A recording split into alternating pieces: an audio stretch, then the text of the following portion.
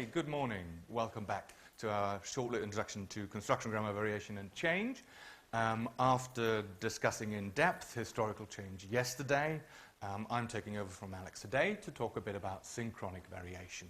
There is synchronic variation within one variety where you've got two syntactic options, and the question is, why do you have two options? That's not very economic.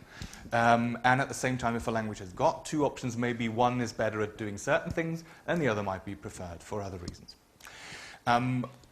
What's going to come into this is something that we've been saying all along, that construction grammar assumes that domain general cognitive processes play a huge role, so we expect processing constraints to affect this.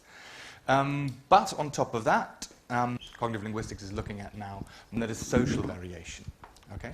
So for a long time, if you look back at the history of construction grammar, we're talking about the 1980s, the first publications by Fillmore and Kay, they were very syntactic in nature. And then you had cognitive linguistics like Ron Langeker's cognitive linguistics approach, which also assumed a full-meaning pairing of sort. So to a certain degree it is constructional. But all of these were basically always focused on the mental representation of an individual speaker. Now, ever since the 1960s, and I suppose we've always had the hunch, of course, we know from social linguistics that language is also a social phenomenon, that we need to take into account elements from social cognition because we use language to interact with other people. And this is really the kind of variation that I'm going to look at today. Regional variation, the effect of contact in the World English's context. So that's the rough outline that I've got. Just a very short introduction to what cognitive social linguistics is, how it sort of brings together cognitive linguistics and classical social linguistics. And I will go through a couple of very basic, probably the most basic social linguistic study by Lobov, the New York study. You will have heard about it, you will know the results. But we will have to think about what this means from the construction grammar perspective. How can we account for that? Then we got something on phonological variation, that's to de deletion, and that's going to tell us something about the constructicon, about networks, which is why I'm going to tap into this. Then syntactic variation, ditransitive variation, where in English nowadays, in standard languages, you've got the variation between I gave him the book and I gave the book to him. And we're going to look a bit at variation in World Englishes and compared to standard varieties. And we're going to see the effect of domain general cognitive principles. This bit here then is something that I've been working on for some time now, is the attempt of a bigger picture with respect to World Englishes and variation, what construction grammar can contribute to the study of New Englishes in terms of a theoretical framework that ties into what Edgar Schneider has done with his influential dynamic model, which outlines the evolution of the various types of pidgins and creoles and second language post-colonial varieties, New Englishes in Africa and Asia. Because from the start, when I was introduced to the model back in the early 2000s when Edgar was developing that in Regensburg, and I was working on my PhD, I thought, okay, there should be a link there.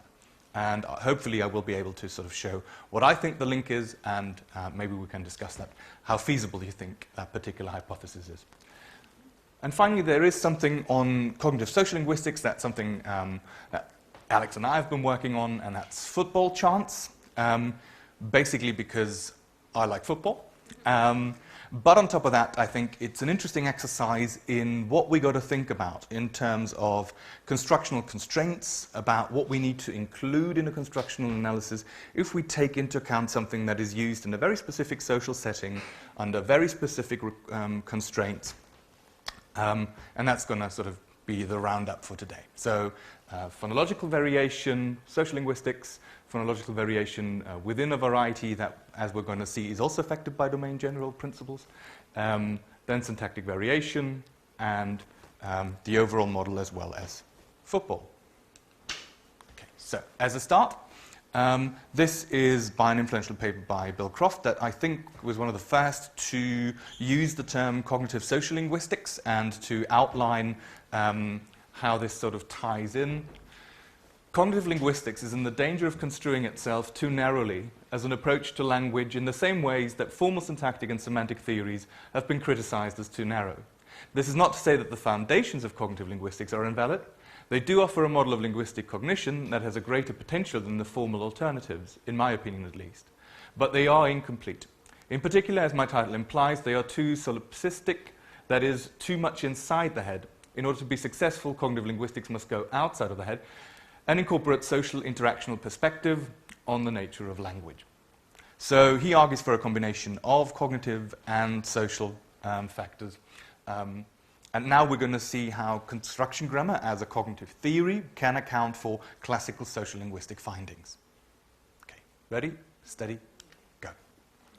Lebov's 1960 study, classic. Dependent variable was post-vocalic R. Post-vocalic R is a bit of a misnomer. We know that British English, for example, you've got an R sound, but only in front of vowels. Right, really. But in car and cart, you don't pronounce it. 18th century change. In American English, we associate, I think, American English being rhotic, so having car and cart. But interestingly, before World War II, New York wasn't rhotic, what with it being on the East Coast. And Lebov noticed a change in the society during the post-war period. So during this post-war period, our full pronunciation suddenly increased. So in his terminology, there's a dependent variable, the R, and it's got two variants. Either it is pronounced as in car and cart, or people said car and cart. As you may remember, he looked at three different types of department stores, Saks, Macy's, and Klein's, which were his way of trying to get to social variation, because, as you may remember, these are three different types of department stores. So Macy's, Saks is more... they're all sort of middle class, but Saks is more upper middle class, more expensive stuff, and more affluent people go there to shop. Whereas Klein's, that's more inexpensive, cheaper stuff, so obviously people who might not earn as much go there more often, just in general. It's a generalization, but it's I think, a good way of approaching this. And he assumed that obviously shop assistants would accommodate, so the ones working in the less expensive shop in Klein would accommodate more to the lower middle class, and working class people who shop there. And in Saks, you'd have more affluent customers, and the shop assistants would accommodate to those. So he assumed that sort of looking at those, the shop assistants, would give him an indication of the social variation. He always went there, and I think he came from marketing, that's why he sort of took that approach.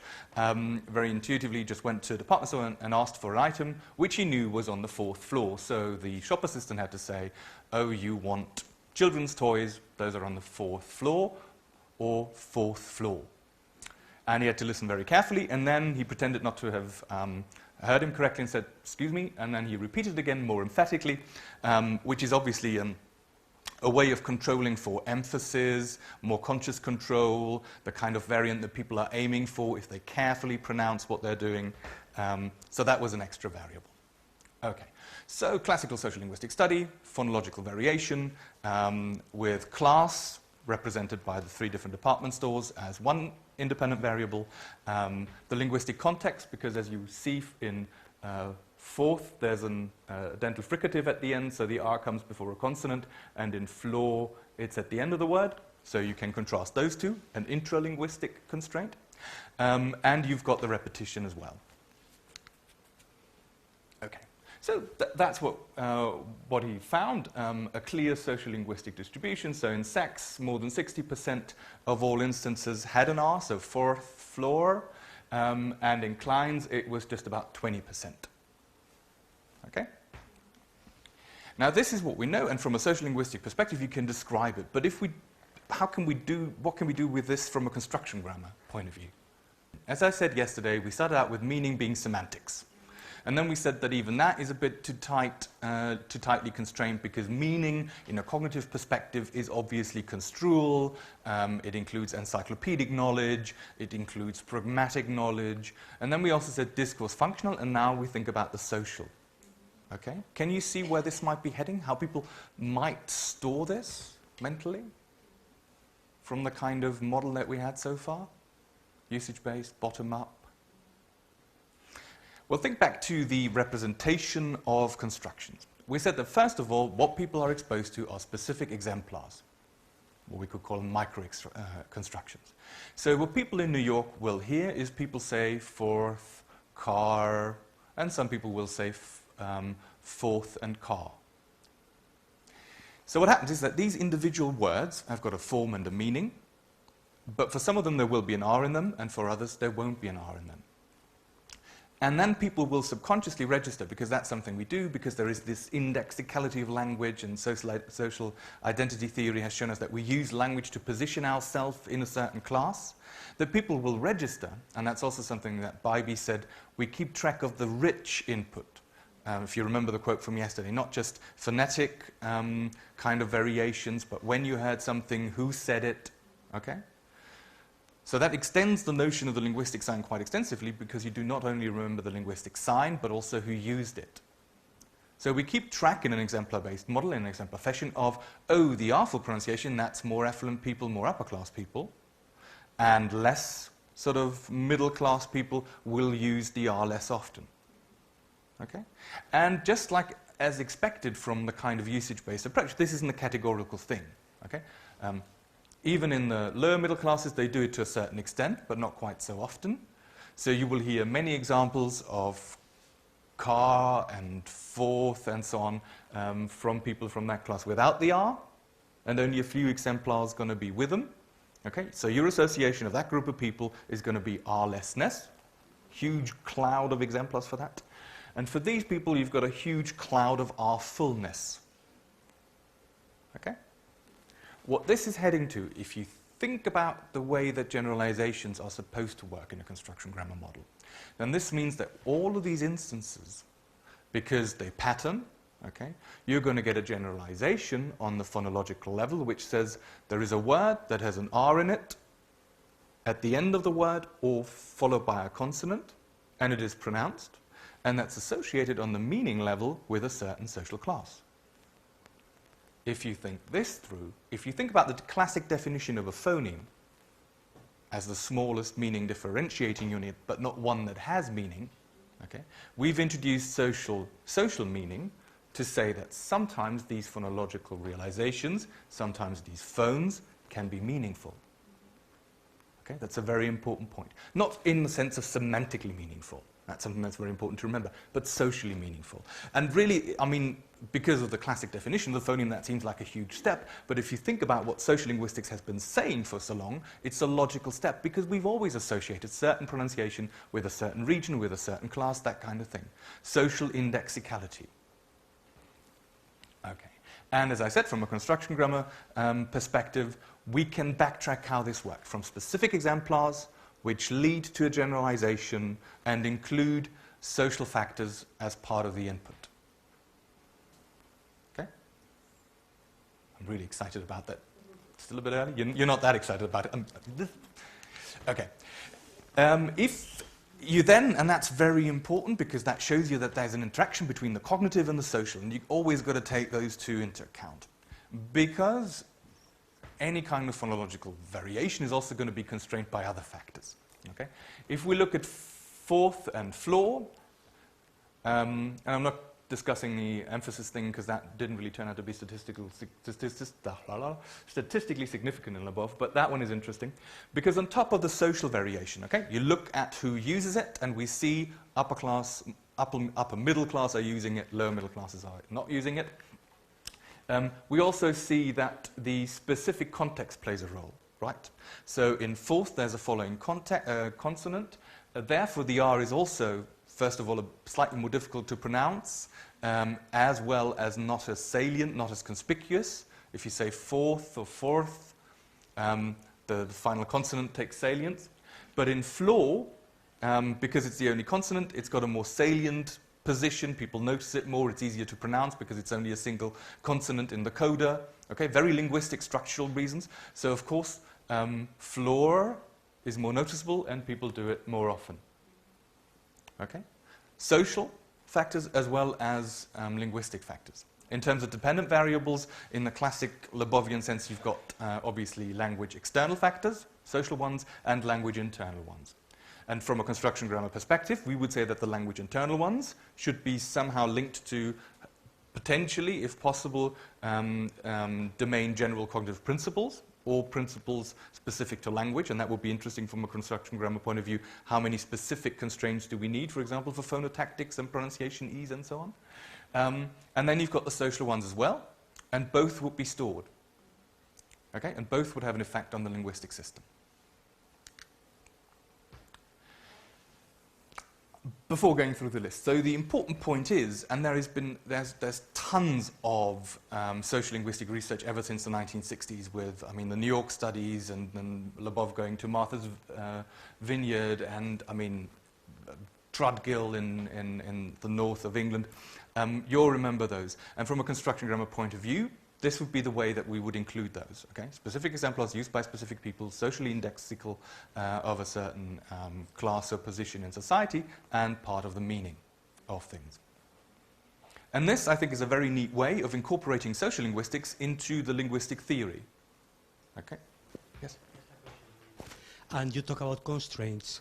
I suppose then that there will be two kinds of constraints. One that's a completely absolute, so either one variation, one form or the other, and there will be some others that would be, probabilistic, depending on the different kind of. So I suppose that in fact, perhaps it should be tagged as well a little bit more, saying either only one or both possibilities, leaving the possibility of alternating between one and the other. I don't know whether this would be. Yes, absolutely. I mean, if we were to really model an idiolect, an individual's constructicon, and if we had sort of enough data, perhaps we could also associate certain probabilities with respect to these things. And these probabilities will depend on your input. So if, for example, if you are in New York in the 1960s, someone who comes across many of these upper class speakers, then your representation of that will be stronger. And if you've only got very little exposure, then it's not going to be as strongly entrenched. So there's also going to be inter-individual differences if we really want to look at it. And with all of those variable ones, also with respect to the ones that we just saw, the linguistic ones, probabilities arising from the input should be registered on the more abstract mesoconstruction. Okay. Thank you. And I suppose that as well, so anticipating that not only phonology, lexicon as well could just be, because in fact we are talking about social deixis, social indexicality, I suppose. Yes, it should work exactly the same kind of way. Thank you. But as you can see, I tried to use this example because it's a standard textbook social linguistics example, and I obviously wanted to use that because it does show sort of how classic social linguistic variables are also accounted for in that theory. In a straightforward kind of way, it's the same kind of template. You extend the template to include social meaning, but it's still formant meaning. Okay? And that captures the idea of construction grammar, the most important one, I think, that we communicate symbolically. Okay? Arbitrary relationships between form and meaning. And these can, of course, also include social factors.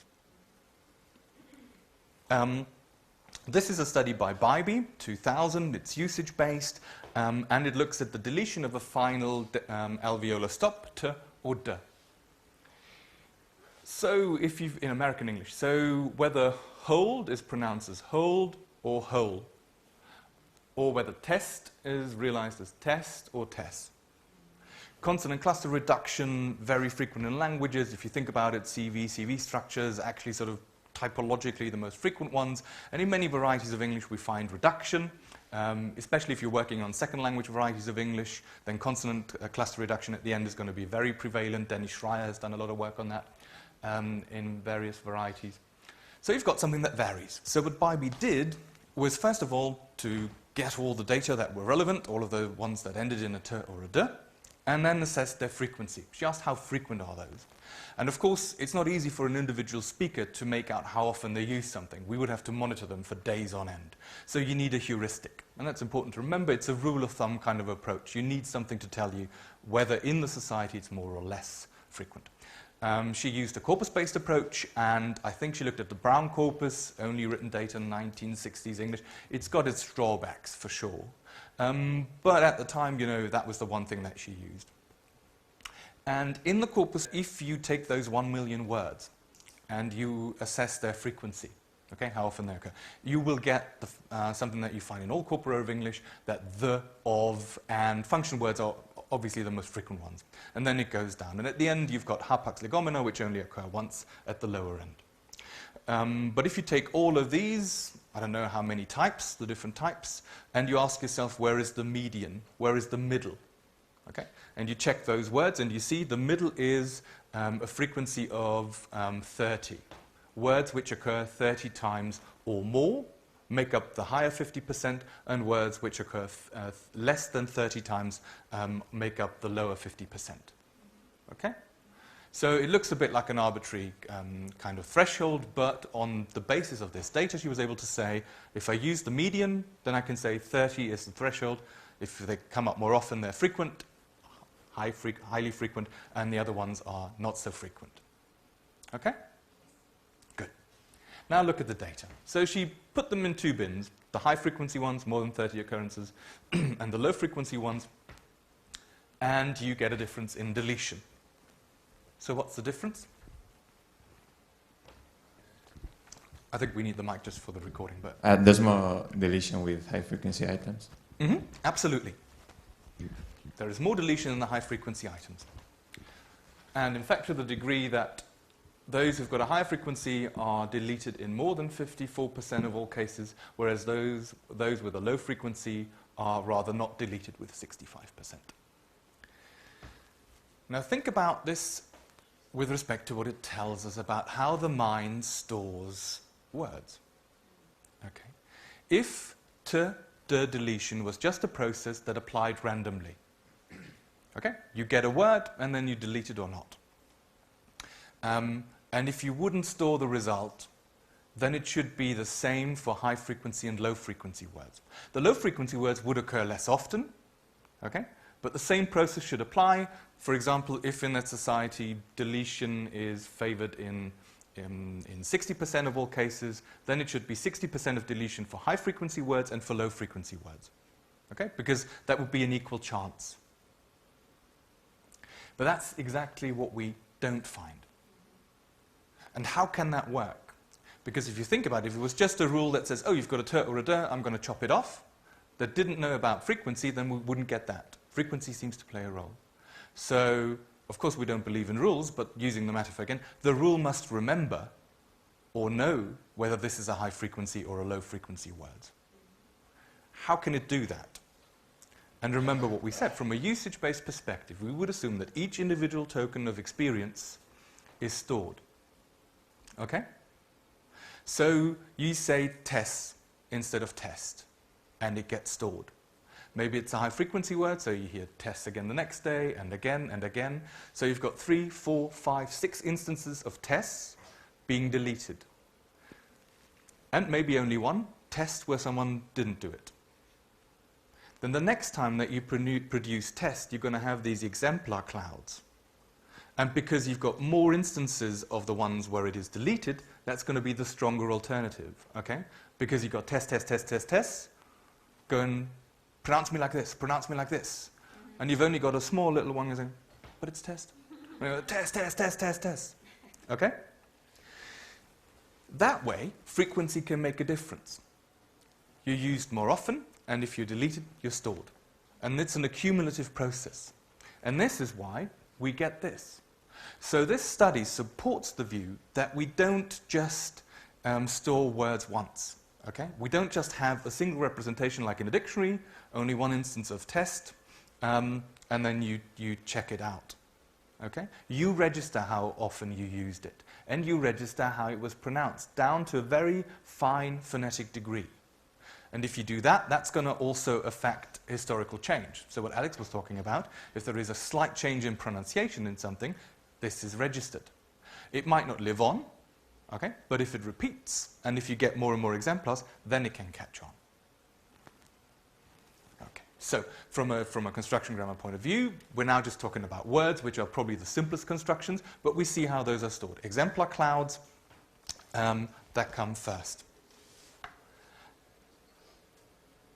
Now, if you think about words like kissed and killed, yeah, kissed and killed, you need those two allomorphs of the past tense morpheme. Regular past tense.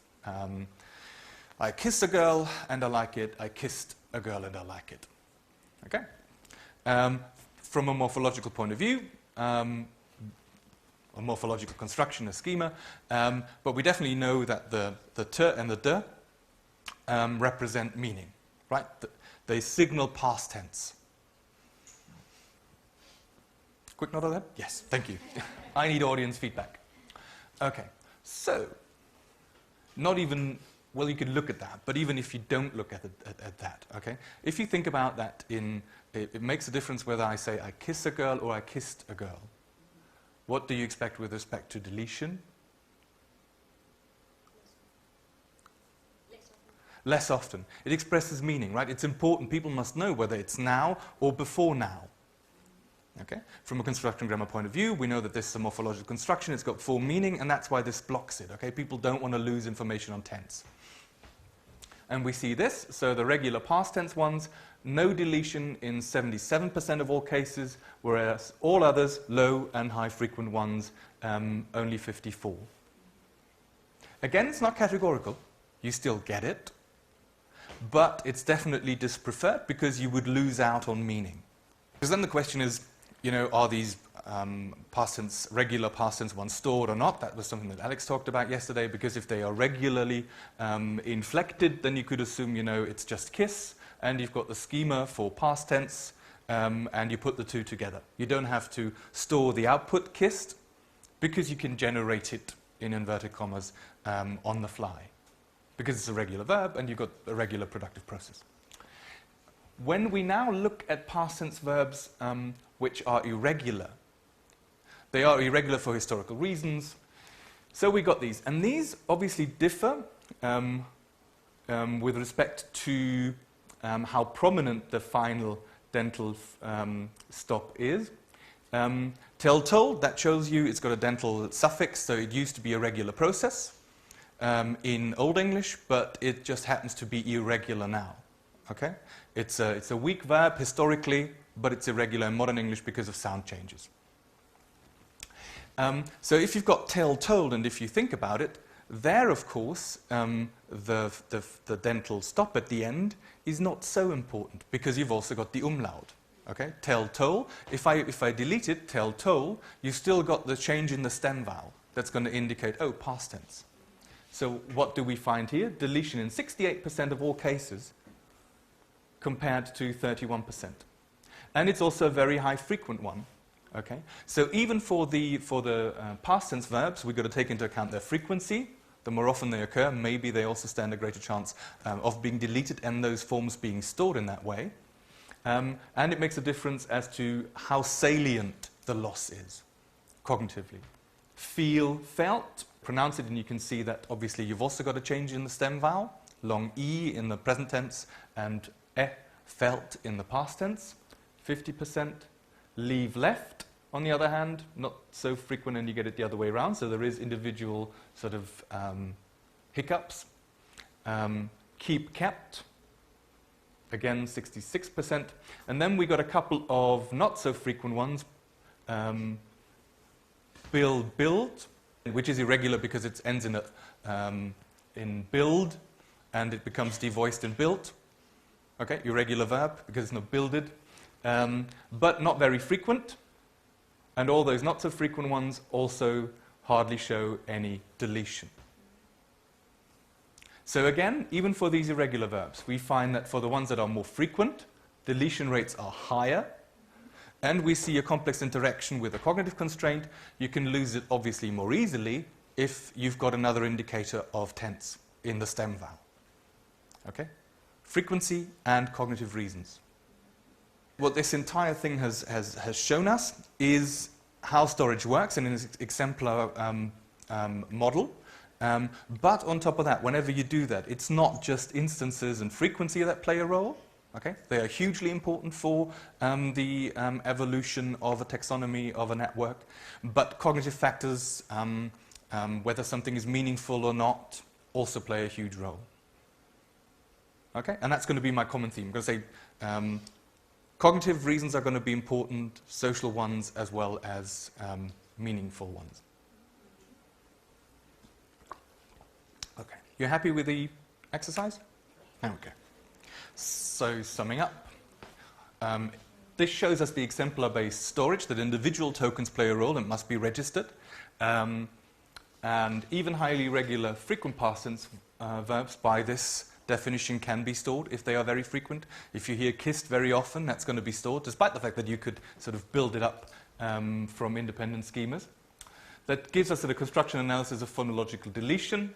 and an insight into usage-based phonology. Okay. Good. Next, we're going to talk about synchronic syntactic variation, and again, the role of domain general cognitive principles that affect the choice of structures. Processing constraints definitely affect language use, and the easier something is to process, the more likely it is used. This is in line with Hawkins' performance competence, performance grammar correspondence hypothesis, which assumes, and that's important because the term performance seems to imply as if he upholds a clear-cut distinction between competence and performance, and he doesn't. Because in line with usage-based approaches, he would say every time you use something in performance, your mind stores it. Okay? Something is easy to process. You are likely to use it. You produce it, you hear it, and the other person hears it, it gets entrenched. So next time you use it, you've got the processing advantage of this structure on top of it already being stored. You use it again, now you've got 2 exemplars, and it's easier. So it's a snowball effect of things which pick up because of this. And just like in the Bybee example, what we see is that storage is affected by usage and frequency. I and other people have said that obviously the same processing effect should be visible in first and second languages of Englishes around the world, because we assume these are domain general principles that should affect varieties. And today I'm just going to look at 3. I think I already said yesterday, with respect to how we could sum them up, is we leave difficult stuff for later. Okay? So in all of these, you deal with the stuff that is easier to process, and then you move on to more complex stuff. This is shown in heaviness constraints, the kind of end weight thing. Shorter phrases and constituents tend to come first, and the longer ones you leave for last. Pronouns, obviously already active because they are used very often anaphorically to something which has been brought up in the discourse, so they're salient, and they come before non-pronouns, which usually introduce new reference. So a man entered the bar. The bartender gave him a beer. Okay? A beer is a new referent. You introduce it. That's why you get the indefinite pronoun. And because it's new, it's sort of at the end. But if you use the pronoun him, already introduced, conceptually salient, we know who we're talking about, you can put this first. Okay? So the new, more difficult, or the one that requires more processing at the end, and the easy stuff, already active, comes first. And of course, pronouns are short, so that's also going to contribute. It's not that easy to distinguish the 2 effects. And finally, animacy, that just seems to be something that we know from cognitive psychology as well. Animate reference seem to be more active and more salient to humans than inanimate ones. That's also why we deal with those first, and then come up with the inanimates. Bless you. Classic example of syntactic alternation, dative alternation in English. You've got 2 ways of expressing a giving frame. You can say, he gave the girl a flower, or you can say, he gave a flower to the girl. Okay? 2 ways of saying the same thing, basically. The only difference really is, at least with respect to those, there are others, but of course here the recipient comes first, and here it comes last in the prepositional phrase. And hopefully the internet works, because I want to show you that with respect to these here, I could have also said agent, recipient, theme.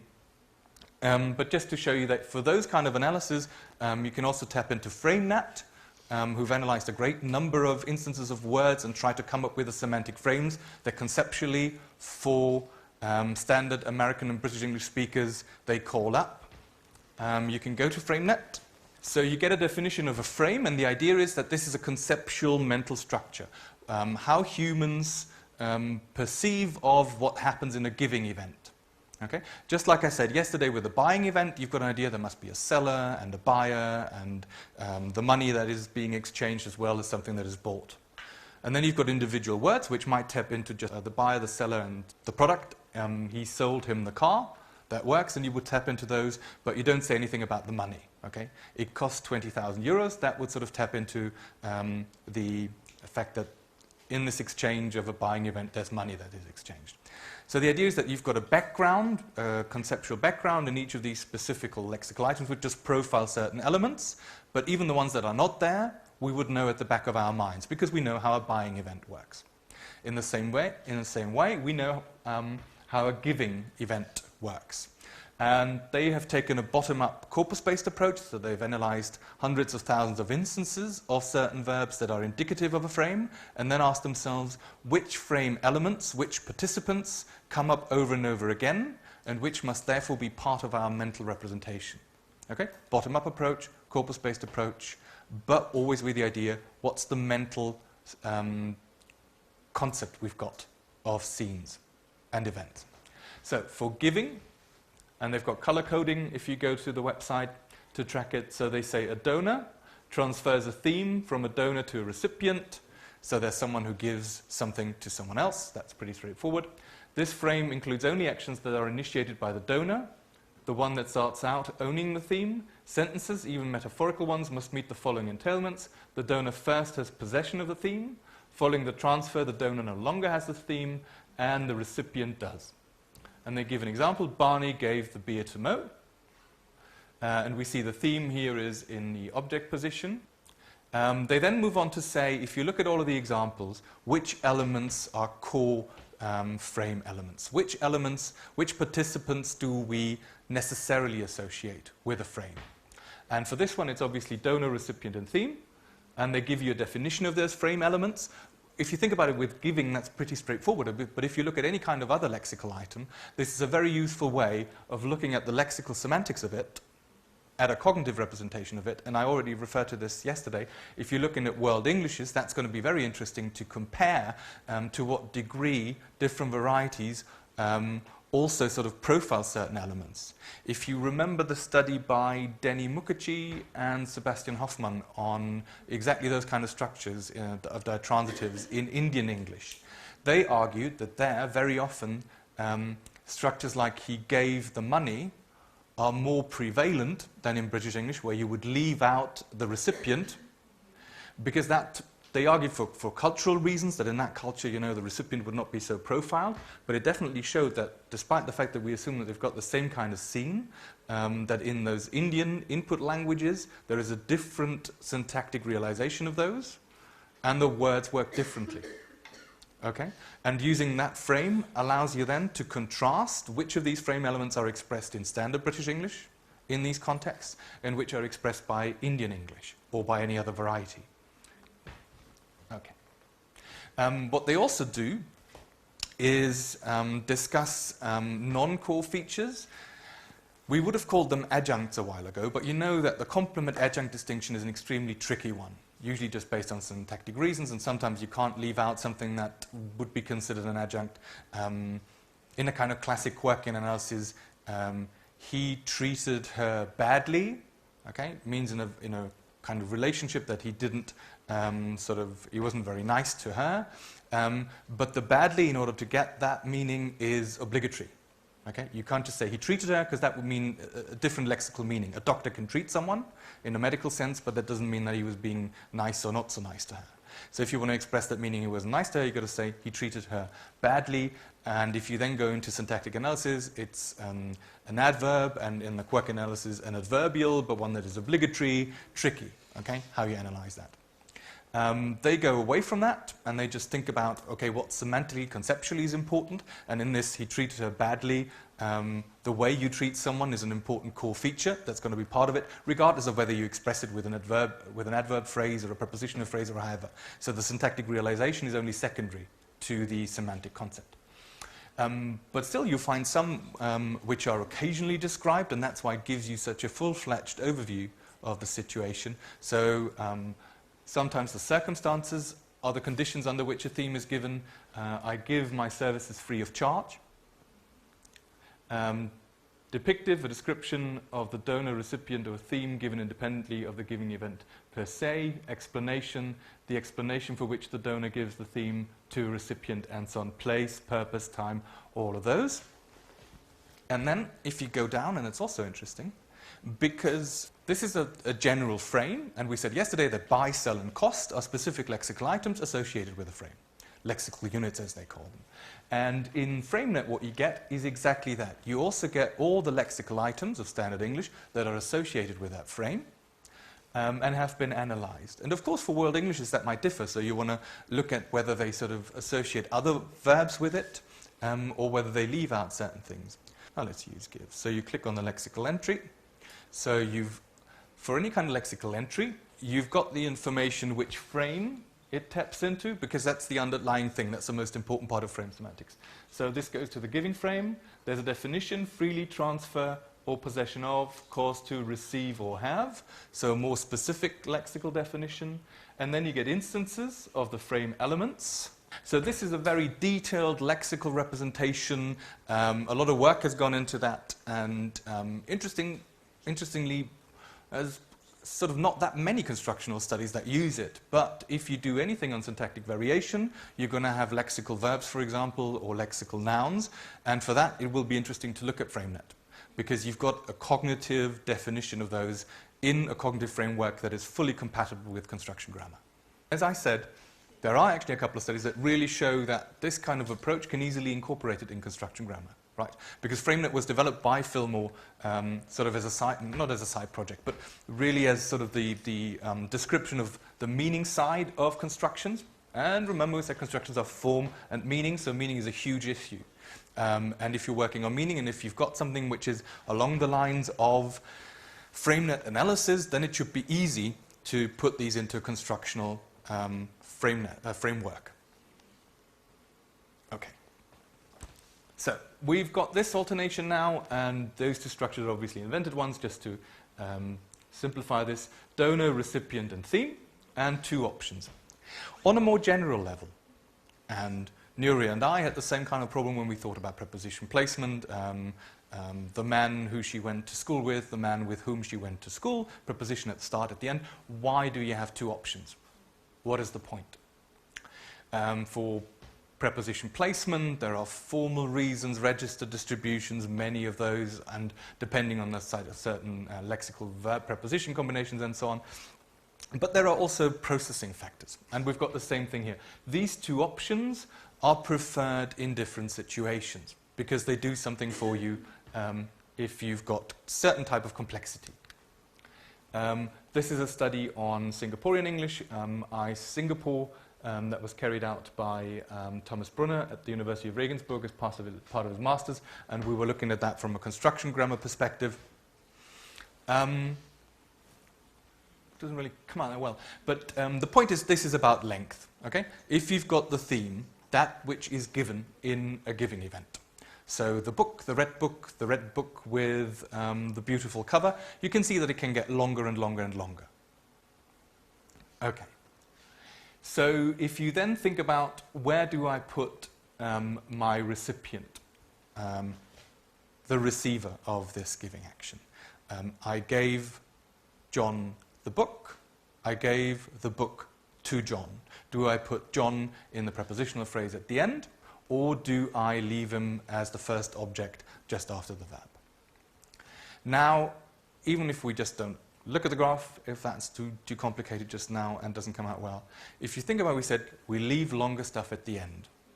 Okay? So the longer our theme gets, the more you say the red car with the blue grill that's been standing around for ages, you're going to put it at the end. And that means if you put it at the end, you're going to have the structure, I gave him, recipient first, and then the theme, the car, blah, blah, blah, blah, blah. Okay, so theme as a noun phrase. If it's short, on the other hand, I gave John the book, okay? That's shorter, then I gave the book to John might also be a feasible option. You put it into the prepositional phrase because then they're sort of equally long, and of course there are other factors which affect the choice. So this is basically saying if the theme, the length of the theme, so the higher this is, the longer the theme is. So if I've got very long themes, my choice for the recipient is noun phrase in British English, just what we expect. If I've got very short themes, shorter than this, then I can also put it in a preposition phrase. Then the theme is something like just a book, and I can say, I gave a book to the man. Okay? I know it's kind of tricky about the graph because this is the length of the theme, but it tells you something where you put the recipient. But that's really the only way to combine the two, that you can plot them in one graph. Okay, the result is unspectacular, but what you can see is you get almost exactly the same kind of result in the Singapore, okay, for a second language variety. The same kind of complexity constraint. And as we said, domain general principles, leaving difficult stuff at the end, does exactly this. We've got very long themes. They go at the end and the recipient comes first. We've got very short themes. That increases the likelihood of having the theme first and putting the recipient in the prepositional phrase. Okay? And these are not meaningful constraints. We've got to remember that. So a lot of the time when we think about construction grammar, we think about form and meaning, and we've got to include the two. But the domain general cognitive processes are very often just going to be processing cost. Okay? Some is simpler and the other is more difficult.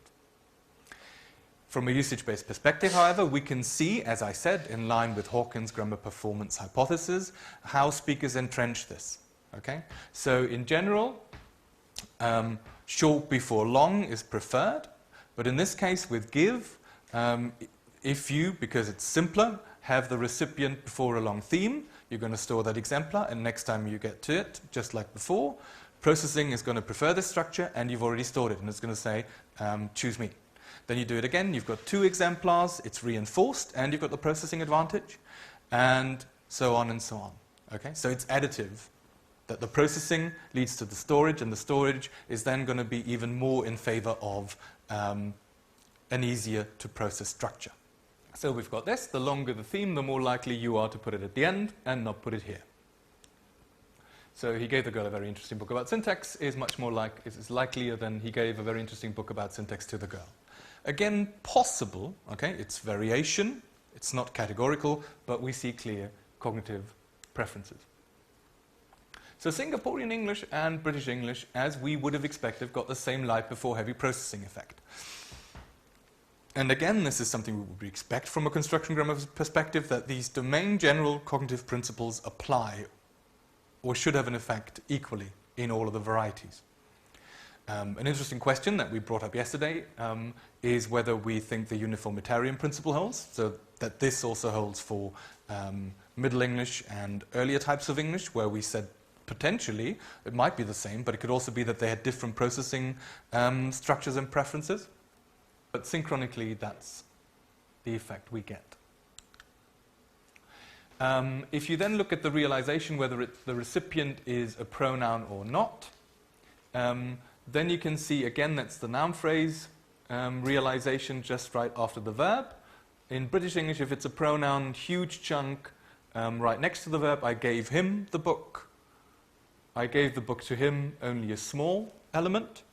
Singaporean English, even slightly more. If it's a pronoun, I gave him the book, and not so much I gave the book to him. That was something I hypothesized, and then the preposition study came out. Other people have looked at it and haven't quite found the same thing.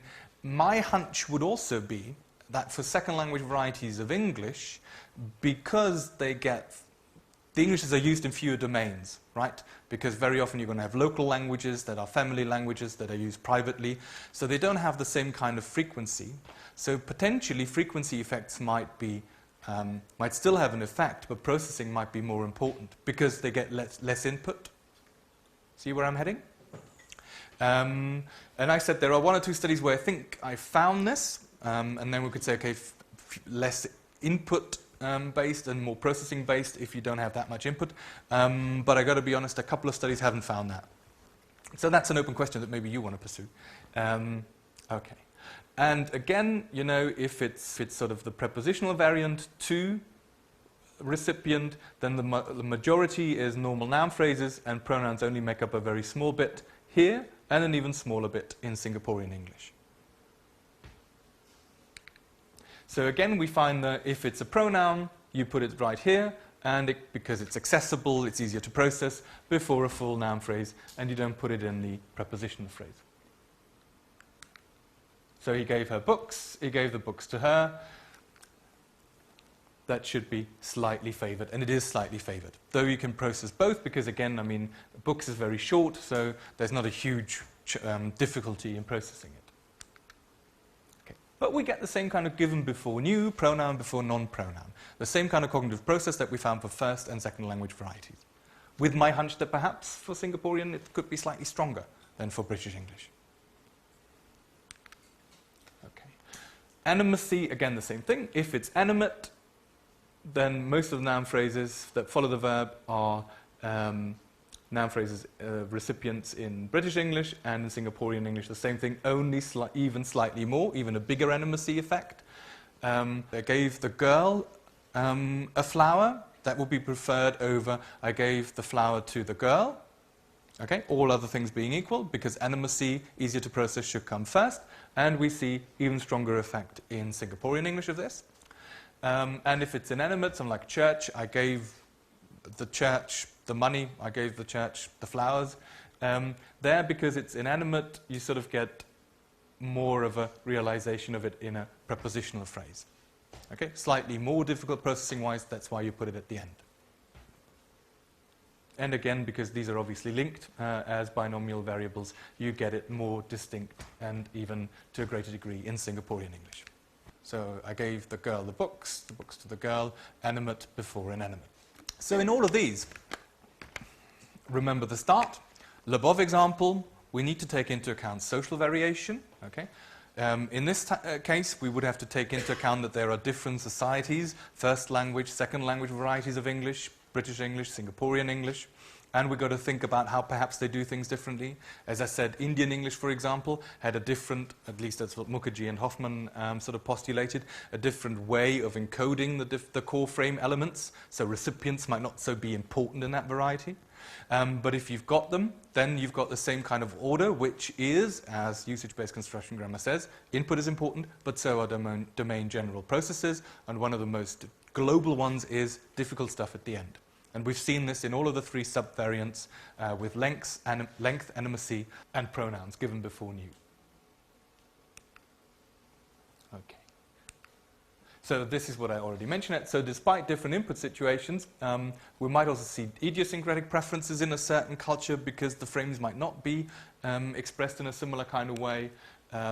Thus, Robin, a boy in a house, praised her beauty and gave money and seduced her.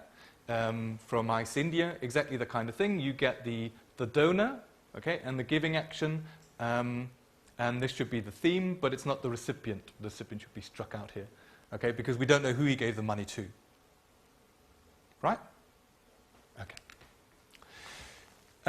Indian English is sort of more different from British and Singaporean English, and that would be in line with Edgar Schneider's dynamic model, which we're going to see later, because Singaporean English, more down the line, if you're familiar with a model